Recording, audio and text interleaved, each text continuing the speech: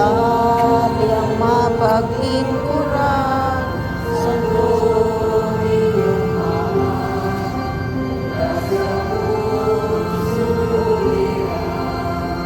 ngayon at kailanman.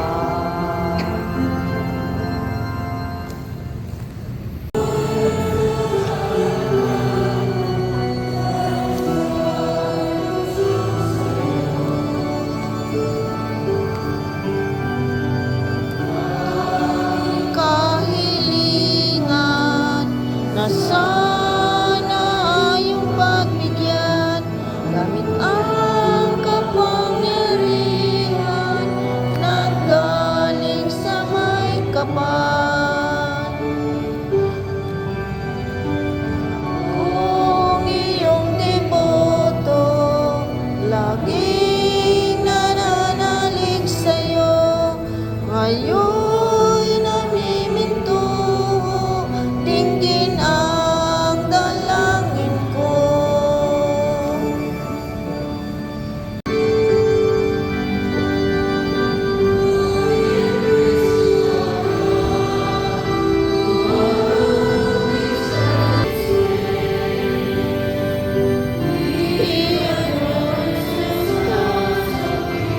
Who built the palace and place, praise the wonders of our God, in every heart that sings.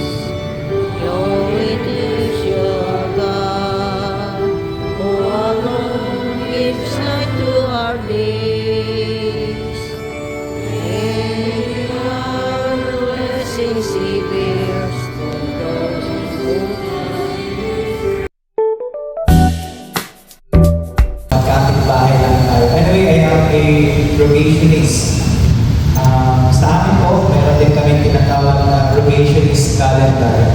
And if you compare the probationist calendar from the usual order that we have, yung celebration ho ni St. Anthony of Padua sa ordo ay feast, kapistahan. But in our probationist ordo, it is a solemnity. Kasi ho, St. Anthony of Padua has a big role of the congregation in the history of the spirituality of our father founder, St. Hannibal Mary de Francia. Kami pong mga rogationista, we were founded in 1897. Then, bago po yan, 1887, si St. Hannibal may na-founded na congregation, Daughters of Divine Zeal. And you know, ang spirituality ko nitong dalawang congregation, of course, it has a big devotion to the Sacred Heart of Jesus. But then it has also, because the presence of the saint in the congregation, in the history of Saint Hannibal, it brings a lot of miracles. At ito, sa aming mga rogationista, dala-dala ko namin ito sa aming mga personal devotions, sa aming mga personal spirituality. Ako, personally, sa office, sa kwarto, sa parish office, sa kwarto, sa school office, lahat po yan meron ng mini statue ni Saint Hannibal. Si San Antonio de Padua ay naging provider at helper po, lalo na po ng mga rogationists. At alam naman natin ang mga rogationists po, malapit walang iba po ni si Reverend Father Ignorante. Bibigyan kita ng isang pang-imahe ni San Antonio para marami kang maipatong.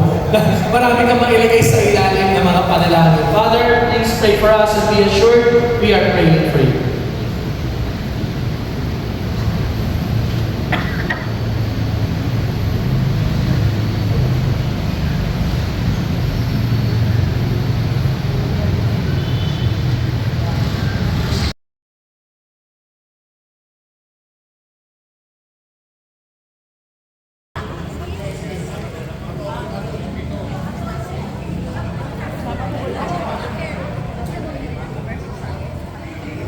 Hello! I'm absent, pero okay lang yan kasi alam ko naman na busy pa tayo. Monday kasi ngayon, no?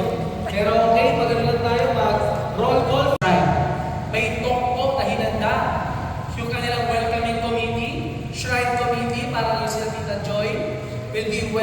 us, and of course also orienting us. 11 o'clock po ang isa, kasama po ang Shrine Queenie na girl, no? Q-U-I-N-I. Queenie.